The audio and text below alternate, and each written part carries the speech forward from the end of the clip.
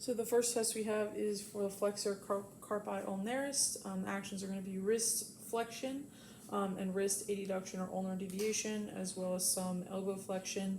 It's innervated by the ulnar nerve at C8.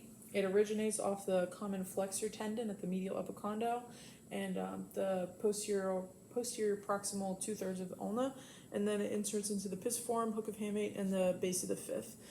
So for this one, patient's going to be seated, elbows going to be flexed to about 30 to 90 degrees. Then they're going to be fully supinated with the forearms supported by the table. That's super important. And when they start, they're going to be in an wrist extension and radially deviated. So stabilization point is going to be distal forearm. Resistance is going to be the palmar side of the metacarpals. And then the movement is going to be wrist flexion and ulnar deviations. So compensations for this could be the forearm lifting up off the table if my resistance is too great. So go ahead and fully supinate. I'm going to start an extension and radial deviation. And then you're going to go ahead and flex and ulnar deviate. Good. Come back. Go ahead. Good. The other side. Fully supinate. So start here. Come up. Good. Good. So the last one was going to be a 5 out of 5. This next muscle is going to be the extensor carpi radialis longus. It's responsible for wrist extension, wrist abduction or radial deviation, and some elbow flexion. It's innervated by the radial nerve at C6, C7. It originates off the common extensor tendon at the lateral epicondyle, and then it inserts into the base of the second metacarpal. So for this, position is going to be pretty similar. They're going to be seated, elbow flexed 30 to 90 degrees, except this time they're going to be fully pronated with the forearm supported on the table. So they're also going to start in wrist flexion and ulnar deviation. So stabilization for this is going to be distal forearm. Resistance is going to be the dorsal aspect of the metacarpals. And the movement is going to be wrist extension and radial deviation. So compensations for this too could be the forearm lifting up off the table if my resistance is too great or inability to finish the movement. So we'll start in full flexion and deviation. Go ahead and come up. Good, relax.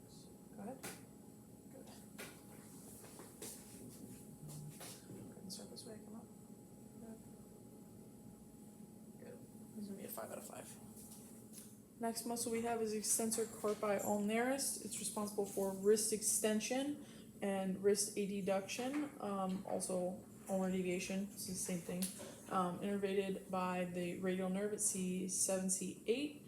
It originates off the common extensor tendon at the lateral epicondyle, and then it inserts into the base of the fifth.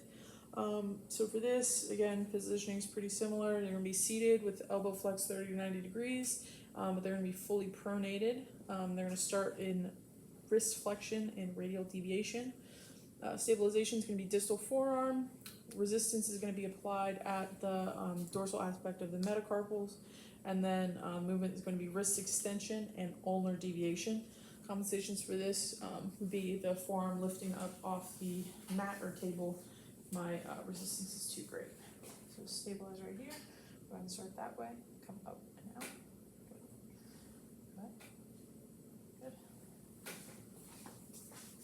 Go ahead. Start that way. Come up and out.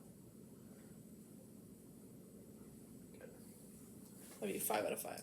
Alright, the last muscle we have is the extensor pollicis brevis. It is responsible for thumb extension, and then it also does some wrist extension and radial deviation. It's innervated by the radial nerve at C7, C8. It originates off the posterior surface of the radius and some of the interosseous membrane, and then it inserts into the base of the proximal first phalanx of the thumb. So positioning for this is going to be seated with the elbow flexed again to 30 to 90 degrees of flexion, but their forearm is going to be in a more neutral position. So I'm going to stabilize the first metacarpal, and then my resistance is going to be applied to the proximal phalange, and then movement is going to be extension of that proximal phalange. So compensations for this then could be any type of lifting of like the wrist or rolling over because my resistance is too great. So if he's in neutral position, I'm going to go ahead and stabilize this first phalanx or first metacarpal right here. Go ahead and extend your thumb out. Good, relax. Go ahead. Good. extend. That'd be a 5 out of 5.